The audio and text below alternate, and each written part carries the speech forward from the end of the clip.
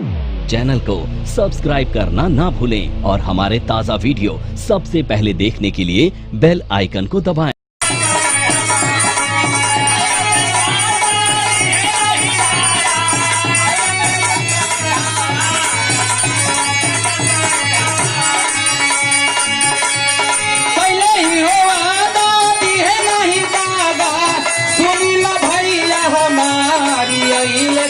भी हमार करताले जनता से गोहारी नहीं तेजस भी हमार